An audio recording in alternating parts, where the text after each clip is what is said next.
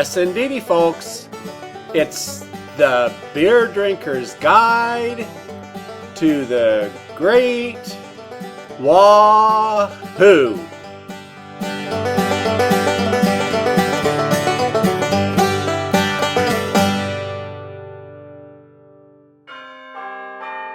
And now, wow! I didn't know that. Today's exciting adventure in Wow, I didn't know that has to do with bees and almonds. Ah, the almond. Who doesn't enjoy a fistful of salted and smoked almonds? This amazing product is almost carbohydrate-free.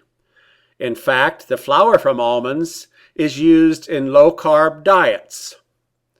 Almonds are also gluten-free. And there are few things more lovely than the almond tree when it is blooming. A walk through an almond orchard in early March has been described as being like a stroll through a department store perfume counter, with each tree growing between 12 and 30 feet tall, and each branch being literally covered with blossoms.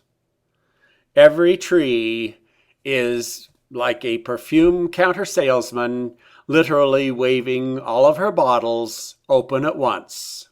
These beautiful blooms happen very early in the year, very close to the time of forsythia, one of the early wooded plants that bring the flowers up off of the ground and put them into the air, into the wooded trees. These delicate, beautiful, and fragrant flowers give way to a fruit called the drupe. These drupes mature over a 7 to 8 month period from flowering.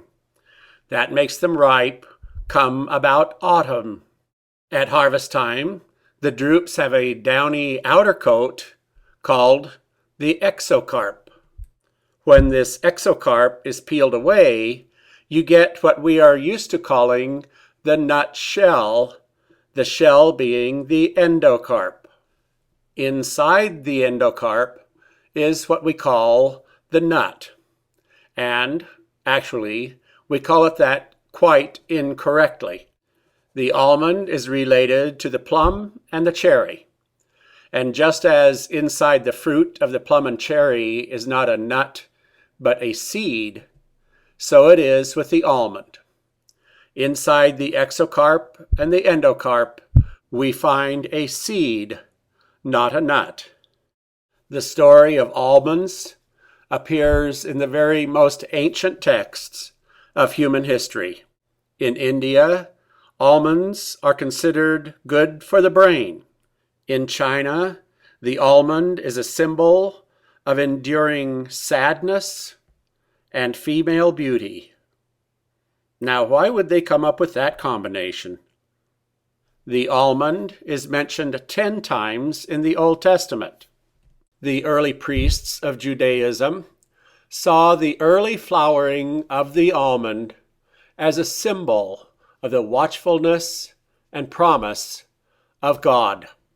This symbolism was expanded to mean God's rapid and sudden punishment of his people. One of the times that it is mentioned is the staff of Aaron, the brother of Moses, to prove that his tribe, the Levites, are to be chosen as the priests of the Hebrews.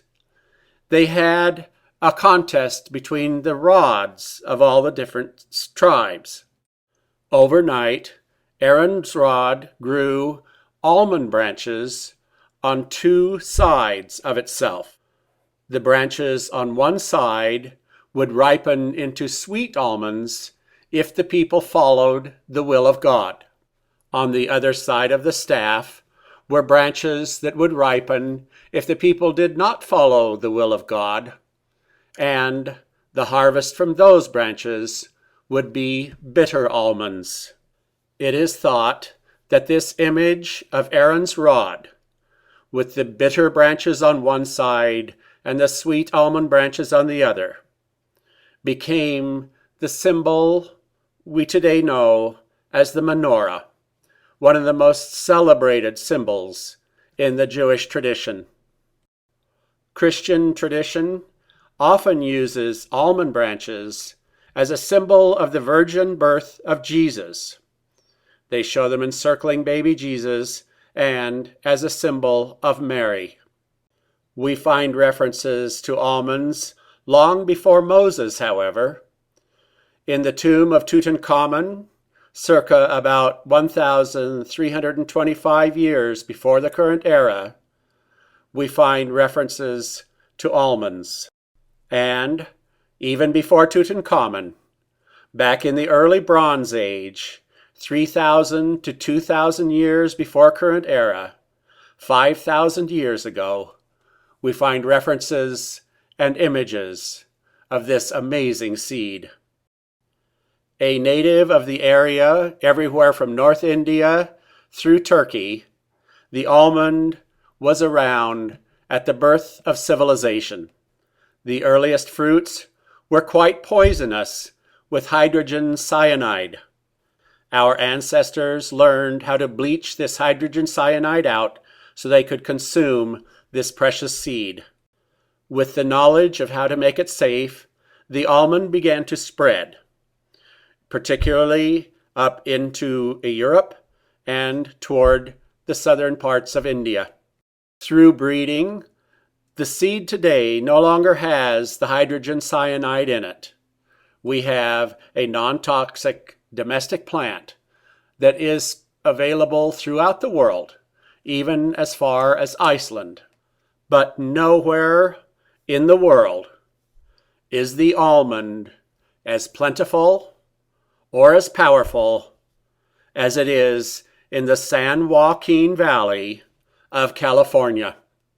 Indeed, the cool springs, the mild and warm summers, and the reliable irrigation of the San Joaquin Valley have made an ideal spot for the almonds to turn us into their slaves. We work as hard as we can to bring this crop in every year. From a modest beginning in the early to middle part of the last century, almonds and almond orchards have been marching south, consuming larger and larger parts of the San Joaquin Valley. Using modern equipment that shakes the almonds out of the tree without damaging the tree, the crop has grown more and more to be an important agricultural commodity. Orchards, of course, take a time to bear fruit. It is an investment in the future to invest in orchards. As the farmers became aware of what a profitable and reliable product almonds are, California acreage dedicated to almonds doubled since 1981. Today, more than 660,000 acres of California cropland is dedicated to almond orchards. Almonds are the 6th leading California crop. And when you think of all the lettuce and all the celery and all the broccoli and all the crops that come out of California, being the 6th leading crop is saying a lot. Even saying all that, almonds are the leading agricultural export of California. California almond production has a value of $2.2 billion annually. And every one of the farmers of all those acres understands that his profits, his future, his almonds are all dependent on our friend, the bee. On an early March day, when the trees are in bloom, and when the conditions are just right, dry, above 55 degrees, and no more than just a light breeze blowing, you cannot be in the orchards without being droned out by the sound of bees. This dependence of the almond industry on bees has led to a phenomena that has never happened before in the history of mankind. Its scale is huge. Its effects are beginning to show. The great expansion of the almond industry in the San Joaquin Valley of California has led to the largest annual managed pollination event in the world. Never before has mankind or the earth seen such an effort to pollinate a crop. And the entire recipient of this huge effort are simply California almonds. Depending on the references I've looked up, this one crop accounts for between 41% and 90% of the entire world crop of almonds. The 41% was from several years ago. It's very likely that today our dependence on the crop of almonds is almost 90% dependent on California. Every farmer in California knows that without the bees, their crop would only be about 10% of what it is. And that is why every year in the springtime, more than 1 million hives of bees from all over the United States are picked up, put on flatbed trucks, and shipped to the San Joaquin Valley. Over 20 billion bees every year. This huge shipment of bees is a major source of revenue for beekeepers throughout the nation. Every year, more than half of the hives from the entire nation are shipped to California and back to their original states, just and only to pollinate California's almonds, up to 90% of the world's supply. I don't know about you folks, but I find that simply amazing. Wow, I didn't know that. But it's not too surprising when you consider that every acre of almonds needs about 2 hives of bees. Of course, when you have such a huge resource going into one thing, you do have some problems and expenses.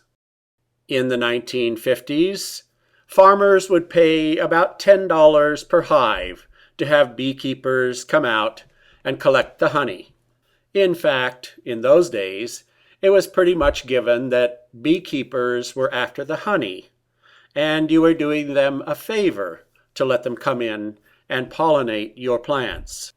In today's world, with the more and more acres being planted in almonds, and having to go further and further for hives, the price per hive is up to $160, and it is squeezing the farmers.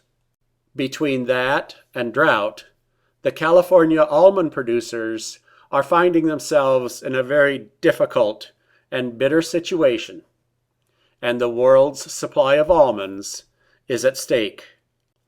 An interesting side note to all that pollination and all that collecting honey is that the honey from almond flowers is bitter. Today, it is not even harvested, a fact that puts the entire cost of pollinating their trees on the almond farmer. But, alas, drought, and the rising cost of pollination are not the only problems in paradise. There is also the problem of the bee. Imagine, folk, that you're some nice little bee sitting in its frozen hive in, say, February in Vermont, or Wisconsin, or Idaho, or Washington, in fact, throughout much of the United States. Normally, of course, it would start to warm up, and maybe one or two bees would go out in March, and the rest of you would get buzzing around sometime in April, and you'd find one or two flowers to suck on, and then 7 more, and pretty soon the whole world would be abloom, and by then you'd be ramped up and raring to go, along with the whole hive. Well, now, that's just fine and dandy for all you northern bees from Vermont and from Idaho and from Minnesota. But the fact is, if some farmer is paying $160 a hive to have bees show up in March and get busy pollinating trees, he doesn't expect you to be taking a good yawn sometime around April and seeing if there are any flowers out there. So, what happens is that beekeepers throughout the nation now, more than half of the hives in the nation, are ramped up, bulked up, and got ready for business, giving them corn syrup, sugar, and pollen substitutes earlier and earlier in the year, so they'll be ready for the California almond crop. The early activity makes for parasitic mites that have to be killed off with pesticides. The hives are then put on flatbed trucks, driven through probably very cold mountain passes with wind whipping at the tarps. Once the bees reach California, they are set free in orchards of blooms that would be the equivalent of eating at McDonald's 5 or 6 times a day, every day, for a month. After a month of eating nothing but exactly the same saturated food for a month, the hive is put back on trucks and taken back under stressful conditions to whence they came. The effect is this industrial use of bees, this amazing agricultural event, this largest annual managed pollination event in the world and in the history of the world, has some almond growers and beekeepers worried about the health of their bees. Over the last 5 years or so, you may have been hearing about and reading about a problem called colony collapse disorder, in which up to 90% of the bees in a colony mysteriously just simply die. Bees, of course, are essential, not only to the production of almonds, but to almost all of our agricultural industry. In other words, to feeding ourselves. For this reason, scientists, people who grow almonds, and beekeepers are all very, very seriously looking at the effect of our craving for almonds, and those almonds coming from this amazing orchard called the San Joaquin Valley. And that, folks, is what I didn't know about bees and almonds. Your beer drinking guide says, pretty fascinating if you ask me.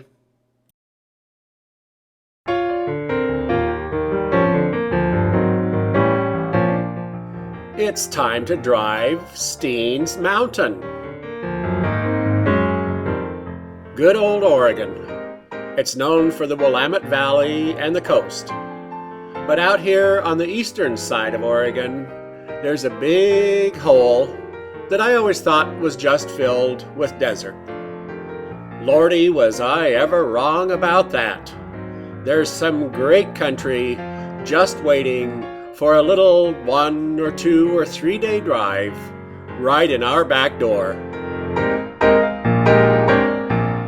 A good excuse to go adventuring in this country is driving to the top of Steens Mountain.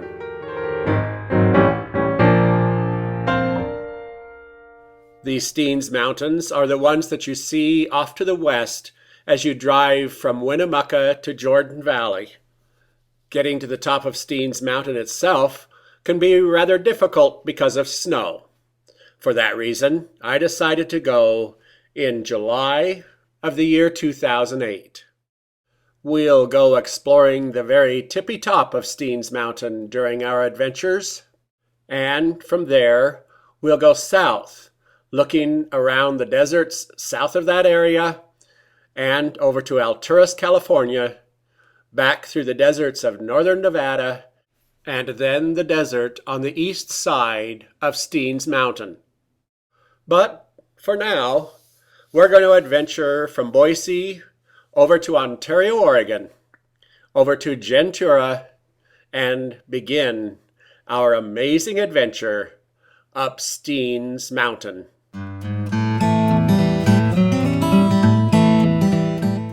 While I fully intended to stay at hotels, I did understand I'd be on a lot of backcountry. So, being the great survival pioneer I am, I included a box of food and a big jug of water, along with my usual supplies.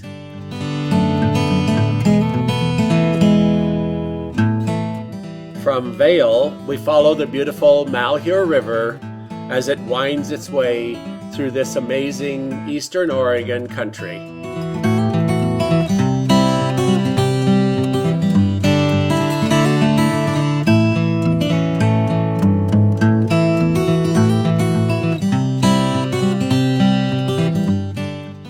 This is all Highway 20. I have driven Highway 20 in the mountains of central New York State.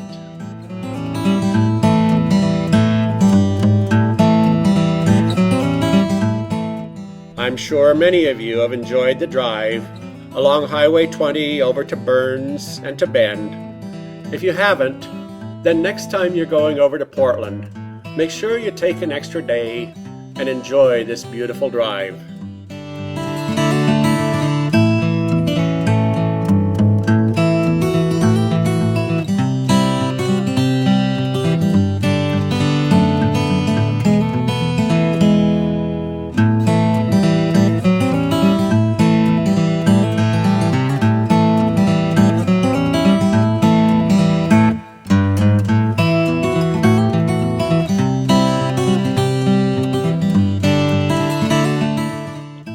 After a long and windy drive, we come down a little hill into beautiful Juntura.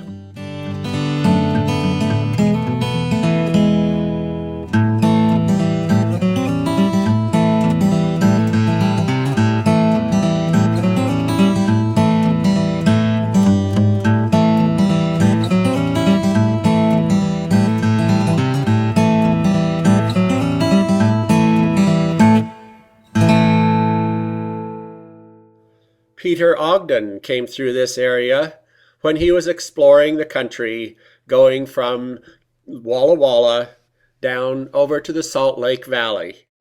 Ogden was exploring this country on 2 trips, one between 1824 and 25, and another in 1828. He was a member of a fur trapping party put out by the Hudson's Bay Company. Ogden went exploring this country over to Salt Lake in the 1820s. The Mormon pioneers came between 1846 and 1857. I'm speculating here that it was Ogden's fur trapping expeditions and his descriptions of the Salt Lake Valley that led to the town of Ogden and the Mormon migration.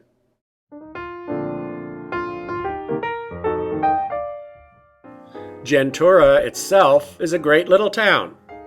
They have a wonderful cafe, I've never stayed at the hotel, but it's a great spot to stop and eat on your way across this long drive. Just before leaving the Oasis Cafe, I asked them if they would fill up my traveling cup with ice. They are very cooperative and were glad to do so. Armed with this cup of ice on a July day, I drove to the west end of town and turned south on Riverside Road. And within a couple of blocks, there was the dirt road that welcomed me on my adventure to Steens Mountain.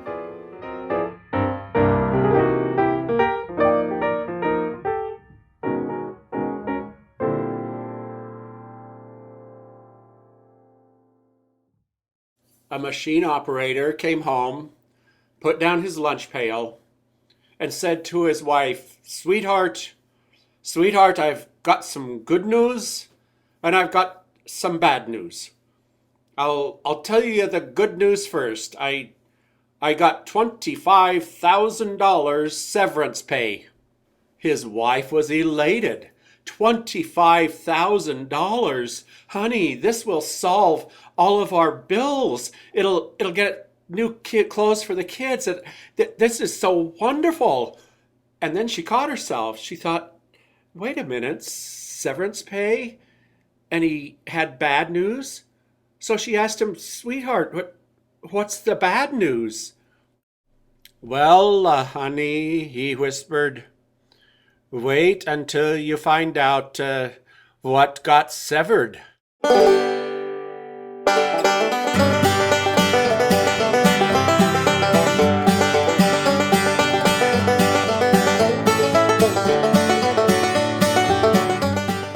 And that's this week's Beer Drinker's Guide to the Great Wahoo.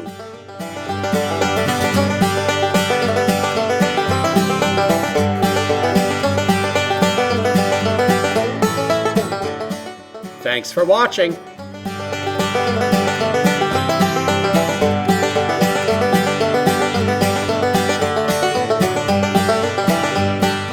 We'll see you next week.